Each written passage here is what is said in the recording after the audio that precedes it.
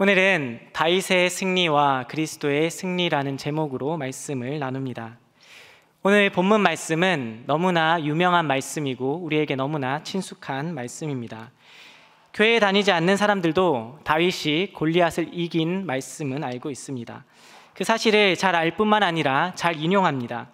일반 문학이나 뉴스 등 체급이 맞지 않는 사람들의 싸움을 가리켜서 다윗과 골리앗의 싸움이다라는 표현을 많이 씁니다. 제가 최근 뉴스도 검색을 해봤는데요, 아직도 뉴스들에서 다윗과 골리앗의 싸움이다라는 이야기를 많이 합니다. 특히 스포츠 뉴스에 그런 표현들을 많이 사용합니다. 안 믿는 사람들도 다윗과 골리앗의 싸움을 이 정도로 잘 알고 있고 활용할 정도인데, 우리는 얼마나 더 다윗과 골리앗의 싸움을 잘 알고 있겠습니까? 우리는 그들보다 이 싸움을 더 잘 알고 있고 이 싸움의 의미도 더 잘 알고 있습니다. 믿지 않는 사람들은 그저 체급의 차이를 극복한 이변을 나타낼 때 이 다윗과 골리앗의 싸움을 인용합니다. 다윗이 골리앗을 이긴 이유에 대해서는 모르는 것입니다. 그저 기적이다, 이변이다 말할 뿐입니다. 하지만 우리는 이 싸움에서 다윗이 승리한 이유를 알고 있습니다. 다윗이 승리한 이유가 무엇입니까? 다윗이 하나님을 의지해서 이 싸움에 임했기 때문입니다. 유명한 말씀입니다. 사무엘상 17장 45절에서 47절까지 말씀을 같이 읽겠습니다. 시작. 다윗이 블레셋 사람에게 이르되 너는 칼과 창과 단창으로 내게 나오거니와 나는 만군의 여호와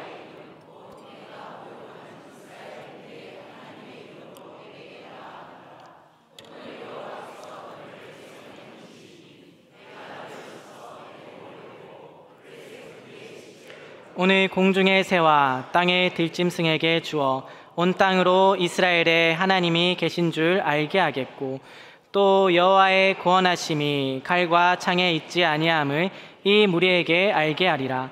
전쟁은 여호와께 속한 것인즉 그가 너희를 우리 손에 넘기시리라. 아멘. 다윗은 칼과 창을 가지고 골리앗에 대항하지 않았습니다. 다윗은 만군의 여호와의 이름을 가지고 골리앗 앞에 나아갔습니다. 다윗은 자기 이름을 온 땅에 드러내기 위해서 싸움에 임하지 않았습니다. 할례받지 않은 이방인이 모욕하고 있는 그 만군의 하나님의 이름이 높아지기를 소망하며 이 싸움에 임했습니다. 온 땅으로 이스라엘에 하나님이 계신 줄을 알게 하기 위해서, 또 여호와의 구원하심이 칼과 창에 있는 것이 아니라는 것을 무리에게 알게 하기 위해서, 전쟁이 여호와께 속한 것임을 온 세상이 알게 하기 위해서 이 싸움에 임했다라는 것입니다. 이런 다윗을 하나님께서 도우셨고 거인 골리앗을 무너뜨리게 하셨습니다. 이 말씀은 우리에게 너무나 큰 도전이 되고 깊은 울림을 줍니다. 아직도 이 말씀을 묵상할 때마다 제 가슴이 뜨거워지는 것이 느껴집니다. 너는 칼과 창과 단창으로 내게 나오거니와 나는 만군의 여호와의 이름 곧 내가 모욕하는 이스라엘 군대의 하나님의 이름으로 내게 나아가노라. 너무 멋있지 않습니까? 주일학교 시절 이 말씀을 들으면서 참 많은 상상을 했습니다. 제가 다윗이 되어서 수많은 골리앗을 물리치는 상상이었습니다. 물매를 돌려서 던집니다. 그 돌이 골리앗의 이마에 꽂힙니다. 골리앗이 쓰러집니다. 저 때문에 여호와의 이름이 온 땅에 퍼지는 상상들을 했습니다. 그런데 문제가 있었습니다. 문제가 뭐였을까요? 다 알겠고 다 좋은데 이 말씀을 제 삶에 적용하기가 너무나 어렵다라는 것이었습니다. 이 말씀대로 살기가 너무 어려웠습니다. 우리는 이 말씀이 단순히 육신적인 싸움을 이야기하고 있는 것이 아니라는 것을 잘 알고 있습니다. 성경은 골리앗의 키가 6규빗 1뼘, 다시 말해서 거의 3m에 육박했다라고 이야기합니다. 지금도 키 큰 사람이 많지만 3m가 되는 사람은 없지 않습니까? 제가 뉴스를 다 찾아보지 못했는데 3m가 되는 사람은 없을 겁니다. 그래서 오늘 우리가 이 말씀을 적용하면서 지금 이 세상에는 3m가 되는 거인은 없어. 그래서 나는 골리앗과 싸울 일이 없어. 이 말씀은 나랑 상관없는 말씀이야. 이렇게 적용하지 않습니다. 우리가 싸워야 할 골리앗은 이 세상입니다.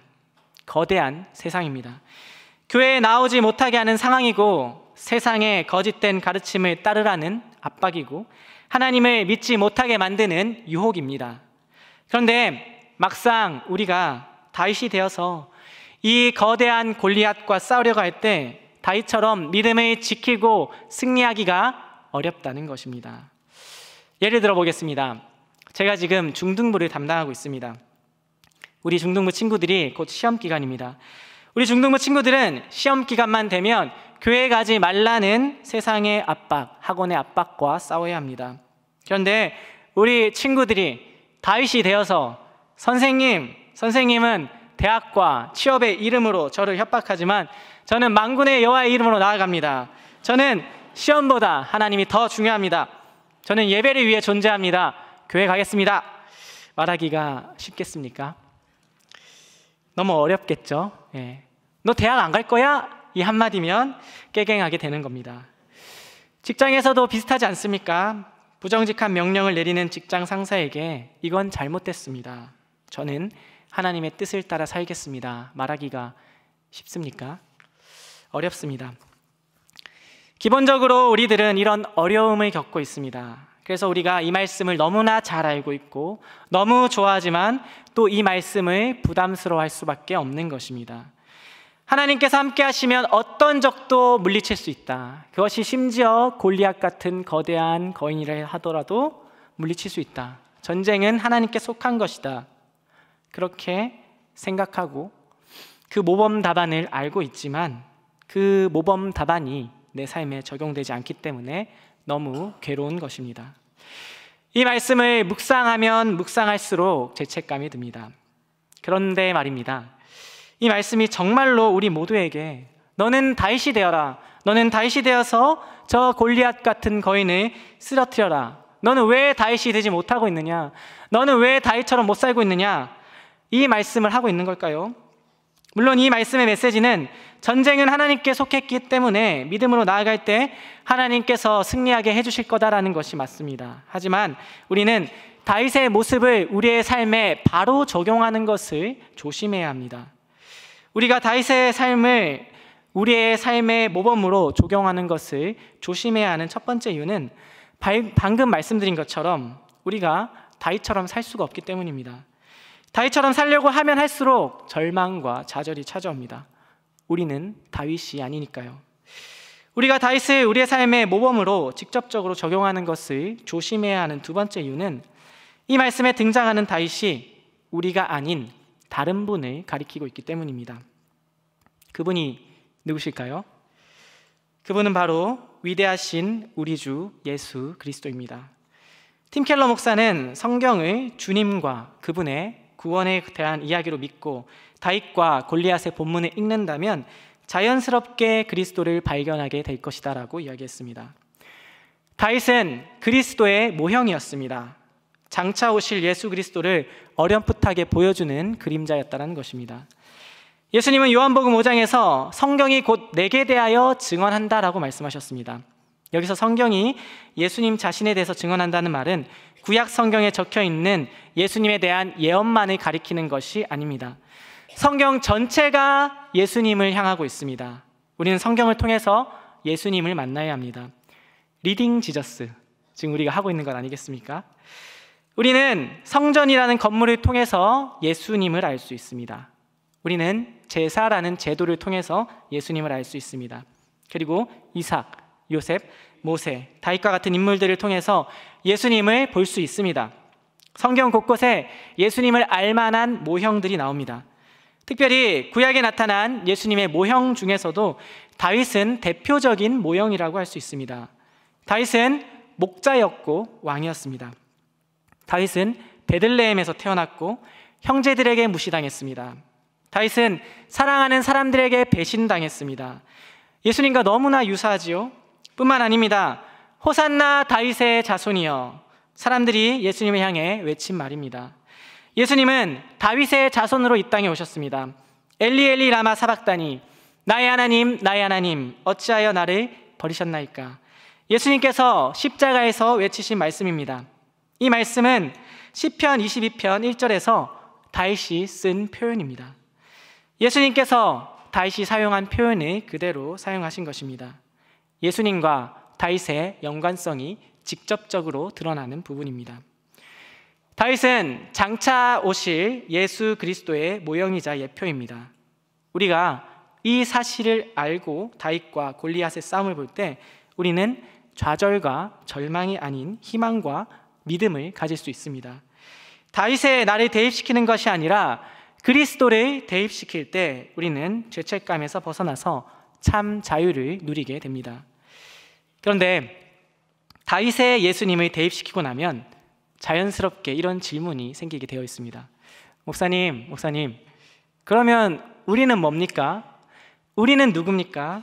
다윗이 예수님이라면 우리는 도대체 누구입니까? 이런 질문입니다. 이 질문은 정말 좋은 질문입니다. 우리가 다윗이 아니고 예수님이 다윗이라면 이 다윗과 골리앗의 전투에서 우리는 과연 누구일까요? 우리는 어떤 사람들의 모습을 보면서 우리의 삶에 적용을 해야 할까요? 우리는 골리앗이라는 거대한 적 앞에서 아무것도 못하고 벌벌 떨고 있는 이스라엘 백성들입니다. 본문 24절 말씀을 같이 읽겠습니다. 시작. 이스라엘 모든 사람이 아멘. 골리앗을 보고 두려워서 도망하는 사람들, 이 사람들이 우리입니다. 대놓고 거룩하신 하나님의 이름을 모욕하고 조롱하고 있는데도 분노할 줄도 모르고 고개를 쳐박고 아무것도 못하고 있는 이 이스라엘 백성들이 우리입니다. 하나님의 나라이자 하나님의 교회인 이스라엘을 조롱하는 골리앗 앞에서 한마디도 못하고 쭈구리가 되어서 그냥 벌벌 떨고 있는 이 패배자들이 바로 우리입니다. 사무엘상 17장 본문이 이야기하는 핵심은 이것입니다. 이스라엘 백성이 스스로의 힘으로 이 거대한 거인 골리앗과 맞서 싸울 수 없다는 것입니다. 왜냐하면 너무 무섭기 때문입니다. 왜냐하면 그 거인이 너무나 강력하기 때문입니다. 이스라엘 백성들이 할 수 있는 거라고는 골리앗이 보이지 않는 곳에 숨어서 귀를 막고 벌벌 떠는 것밖에 없었습니다. 그들은 너무나 무력했습니다. 그들은 그들의 힘으로 전쟁을 치를 수가 없었습니다. 그들에게는 그들 대신 싸워줄 싸움의 대리자가 필요했습니다. 그 대리자가 바로 다윗이었습니다. 우리도 마찬가지입니다. 우리 힘으로는 거대한 골리앗과 싸울 수 없습니다.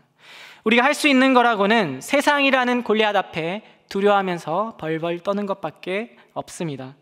당연히 우리에게도 우리를 대신해서 싸워줄 대리자가 필요합니다.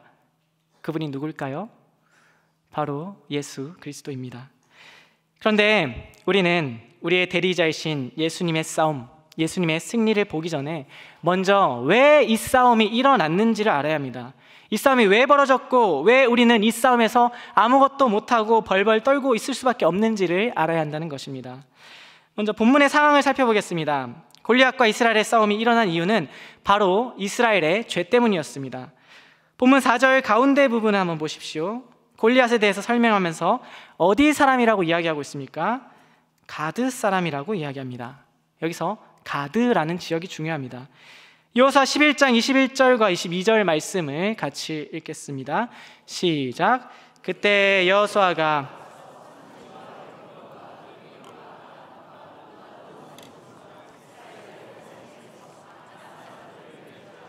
그가 또 그들의 성읍들을 진멸하여 바쳤으므로 이스라엘 자손의 땅에는 아낙 사람들이 하나도 남지 아니하였고 가사와 가드와 아스도네만 남았더라. 하나님은 분명히 이스라엘 백성에게 가나안 백성들을 남김없이 몰아내고 진멸하라고 하셨습니다. 하지만 이스라엘 백성들은 가사와 가드 그리고 아스돗을 남겨두었습니다. 이유는 여러 가지일 수 있습니다. 긴 정복 전쟁 가운데 지쳐서 정복하지 못했을 수도 있습니다. 아니면 블레셋을 얕잡아 본 것일 수도 있습니다. 이스라엘은 이미 많은 땅을 정복했고 충분히 강력해졌습니다. 그러니 조그마한 지역인 가드와 가사와 아스돗 정도는 남겨둬도 괜찮다고 판단했을 수도 있습니다. 혹 이럴 수도 있습니다. 쥐도 궁지에 빠지면 고양이를 물지 않습니까? 괜히 마지막까지 소탕하기에는 부담스러워서 남겨뒀을 수도 있습니다. 무슨 이유였든 가사와 가드와 아스돗을 남겨둔 행위는 하나님께 범죄한 것이었습니다. 하나님의 말씀에 순종하지 않은 것이었습니다. 죄를 지은 것이죠. 그 죄는 끔찍한 결과를 가지고 왔습니다. 오랜 시간이 지나서 이스라엘을 구원할 사사였던 삼손이 나타났습니다. 그 삼손이 누구 때문에 눈이 뽑히고 머리카락이 잘렸습니까? 가사 출신 기생 들릴라 때문에 그렇게 되었습니다. 또 훗날 블레셋에게 여호와의 언약궤를 빼앗기는 정말로 가슴 아픈 일이 일어났습니다. 이때 여호와의 언약궤가 어디로 옮겨진지 아십니까? 아스도스로 옮겨졌습니다. 너무나 치욕적이죠. 그리고 오늘 본문인 이 사무엘상 17장에 나오는 골리앗이 바로 이스라엘 백성이 진멸하지 않고 남겨두었던 가드 사람이었습니다. 골리앗은 바로 이스라엘의 불순종이라는 죄가 낳은 결과였습니다. 죄의 싹은 사망입니다. 이스라엘의 죄의 결과인 골리앗은 이스라엘에게 죽음의 공포를 심어 주었습니다. 본문 17장에 보면 골리앗의 신체 조건과 그가 들고 있는 무기들에 대해서 엄청나게 자세하게 묘사하고 있습니다. 키가 얼마였다, 갑옷의 무게가 얼마였다, 창의 무게가 얼마였다, 너무나 상세하게 묘사하고 있습니다. 이러한 묘사는 구약 성경에 나오는 군인의 복장에 대한 묘사 중에서 가장 길고 가장 자세한 묘사입니다. 왜 이렇게 길게, 그리고 왜 이렇게 상세하게 골리앗에 대해서, 또 골리앗이 들고 있는 무기에 대해서 묘사하고 있을까요? 골리앗이 얼마나 무시무시한 존재였는지를 분명히 보여주기 위함입니다. 갑옷의 무게만 57kg이었습니다. 제가 군대 다닐 때 군장의 무게가 30kg 정도 됐는데요, 저보고 군장을 메고 싸우라고 하면 저는 주먹도 제대로 못 들어보고 죽을 것 같습니다. 군장이 너무 무겁기 때문입니다. 그런데 골리앗은 57kg의 갑옷을 입고 싸울 수 있는 용사였습니다. 그리고 그가 휘두르는 무기는요, 창의 끝부분 무게만 해도 6.8kg이었습니다. 엄청납니다.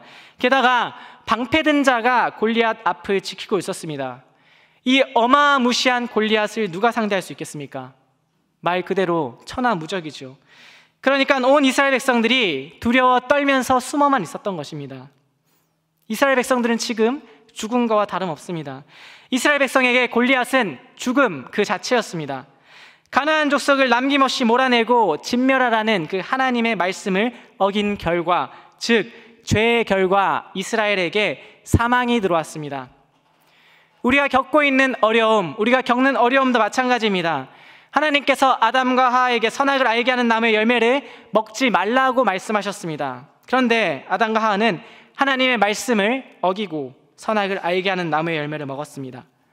자기들이 보기에는, 자기들이 생각하기에는 먹어도 죽지 않을 것 같았기 때문입니다.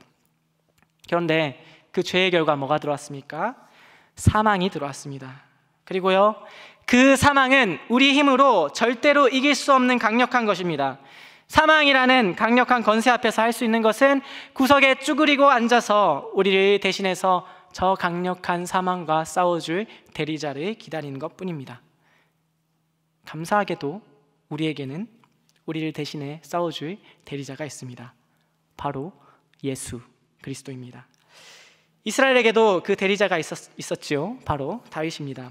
그런데 특이한 게 뭔지 아십니까? 우리를 위해서 대신 싸워줄 대리자, 우리를 구원해줄 메시아가 우리가 생각하는 모습과는 너무나 다르다는 것입니다.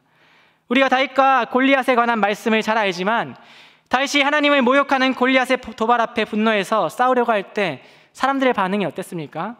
말렸습니다. 무시했습니다. 너 같은 게 무슨 골리앗과 싸울 수가 있겠냐, 너는 싸움을 구경하러 왔다, 비난했습니다. 그래도 다윗이 싸우겠다고 하자 어떻게 했습니까? 그래, 한번 가봐라, 마지못해 보냈습니다. 대안이 없으니까요. 믿져야 본전이니까요.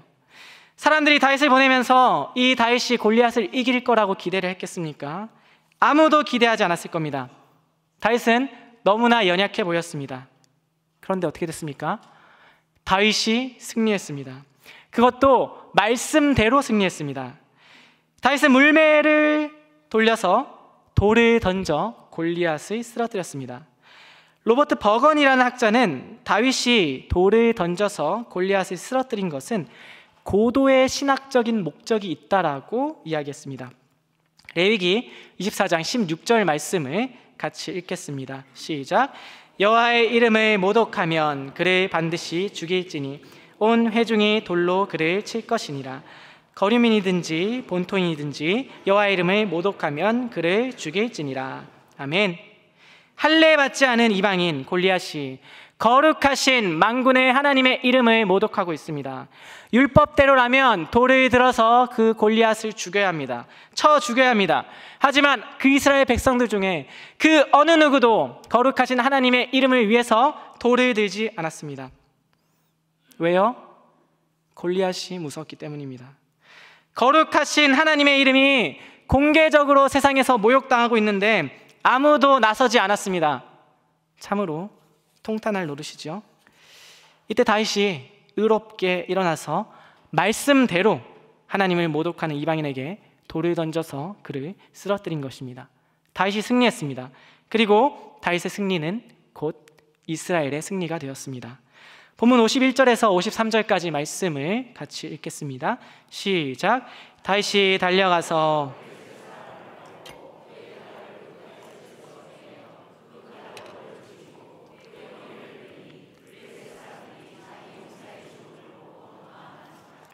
이스라엘과 유다 사람들이 일어나서 소리 지르며 블레셋 사람들을 쫓아 가이와 에그론 성문까지 이르렀고 블레셋 사람들의 부상자들은 사하라임 가는 길에서부터 가드와 에그론까지 엎드러졌더라.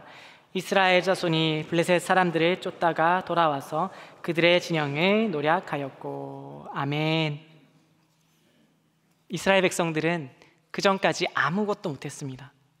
골리앗이 무서워서 숨어있는 것이 그들이 할 수 있는 전부였습니다. 그런데 다윗이 승리하자 그것이 이스라엘의 승리가 되었습니다. 그리고 그 승리 때문에 용감해져서 백성들이 소리를 질렀습니다. 블레셋 사람들을 쫓아가서 끝까지 그들이 감당해야 할 영적 싸움을 치렀습니다. 이스라엘 백성은 하나님을 위해서 손수 돌 하나 들지 못했던 패배자였지만 다윗의 승리를 통해서 승리자가 되었습니다. 다윗이 이미 끝내버린 전쟁에 참여해서 다윗과 함께 승리자가 된 것입니다. 우리도 마찬가지입니다. 우리는 모두 죄를 지었습니다. 죄의 결과 사망이 들어왔습니다. 우리가 율법을 지키면 죽지 않고 살 텐데 우리는 우리의 힘으로 율법의 작은 것조차 지키지 못합니다. 예수님이 형제에게 노하는 자는 심판을 받고 형제에게 미련한 놈이라고 하는 자는 지옥불에 들어가게 될 것이다 라고 말씀하셨습니다. 예수님은 음욕을 품고 여자를 보는 자는 간음한 것이라고 하셨습니다. 이 준엄한 율법 앞에 자유로울 수 있는 사람이 누가 있겠습니까? 우리는 전부 다 죽은 목숨입니다. 우리는 죽음이라는 거대한 골리앗 앞에 벌벌 떨 수밖에 없습니다. 그렇게 비참한 상태에 있었던 우리를 위해서 예수님께서 이 땅에 오셨습니다. 그런데 우리가 기대하는 모습으로 오시지는 않았습니다. 예수님은 고운 모양도 없고 풍채도 없이 우리가 보기에 흠모할 만한 아름다운 것도 없이 보잘것없는 인간의 모습으로 오셨습니다. 예수님은 형제에게 무시당했고 마을 사람들에게, 세상 사람들에게 무시당하셨습니다. 우리가 원하는 메시아는 이런 모습이 아니라고, 우리가 원하는 메시아는 강력한 왕이라고 조롱당하셨습니다. 예수님은 머리 둘 것이 없으셨습니다. 예수님은 끝까지 연약한 모습으로 저항 없이 십자가에서 돌아가셨습니다. 그런데 어떻게 됐습니까? 우리가 이해할 수 없었던 그 예수님의 십자가가 예수님의 승리였습니다. 히브리서 2장 14절과 15절 말씀을 같이 읽겠습니다. 시작.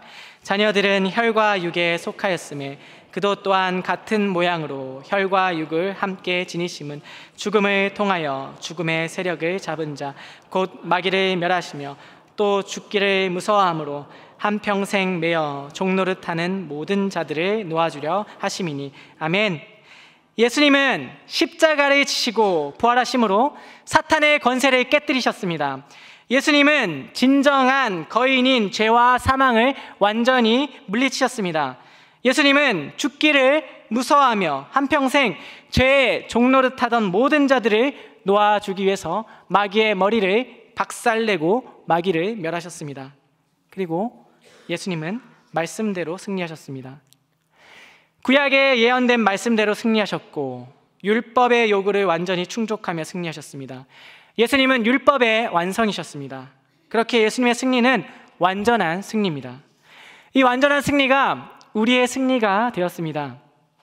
우리는 아무것도 한 게 없는데, 우리는 우리의 원수를 향해서 돌 하나 던져본 적이 없는데, 아니 내 손으로 돌 하나 들어볼 용기조차 가져본 적이 없는데 그 예수님의 승리가 우리의 승리가 되었습니다.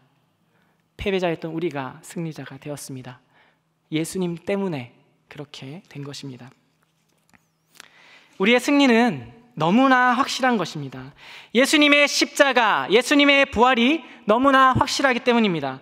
그래서 사도 바울은 죽음을 두려워하지 않고 외칩니다. 사망아, 너의 승리가 어디 있느냐? 사망아, 내가 쏘는 것이 어디 있느냐? 사망을 조롱합니다.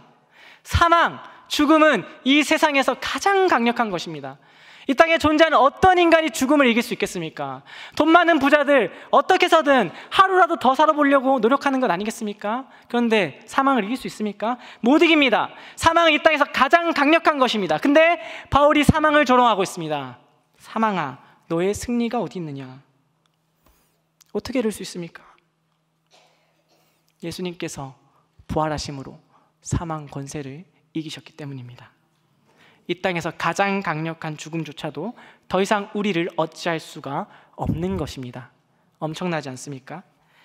사랑하는 울산교회 성도 여러분, 골리앗을 물리친 다윗을 내가 따라가야 할 하나의 모범으로 본다면 오늘 본문 말씀은 우리에게 큰 부담으로 다가올 것입니다. 왜냐하면 우리가 다윗처럼 살지 못하기 때문입니다. 우리 힘으로는 골리앗을 물리칠 수가 없기 때문입니다. 하지만 오늘 말씀에 나오는 다윗이 우리의 대장 되시는 예수님을 가리키는 것으로 본다면 얘기가 달라집니다. 다윗이 자신의 승리를 우리에게 전가해 주시는 나의 대리자 예수님을 가리키는 것으로 본다면 우리는 골리앗이라는 거인 앞에 당당하게 맞설 수 있습니다. 예수님께서 이미 승리하셨기 때문입니다. 예수님께서 이미 우리의 죄를 용서하셨기 때문입니다. 예수님께서 이미 우리의 죄값을 다 치르셨기 때문입니다. 예수님께서 이미 나를 용납하시고 받아주셨기 때문입니다. 예수님께서 이미 우리를 인정해 주셨기 때문입니다. 그러니 더 이상 죄가 우리를 주관하지 못합니다. 그러니 더 이상 사망이 우리를 주관하지 못합니다. 이제 더 이상 세상을 두려워할 필요가 없습니다. 예수님께서 부활하시고 사단의 머리를 짓밟으셨습니다. 승패는 이미 결정됐습니다. 이제 우리도 달려가서 우리의 싸움을 하면 됩니다. 다윗의 승리를 보고 소리를 지르며 블레셋 사람을 쫓아가서 그들을 진멸하고 그들의 진영을 노략했던 이스라엘 백성들처럼 우리에게 주어진 사명의 자리에서 끝까지 사단을 추격하여서 우리의 영적 전쟁을 감당하면 됩니다. 이 싸움은 이미 끝난 싸움입니다. 이 싸움은 이미 이긴 싸움입니다.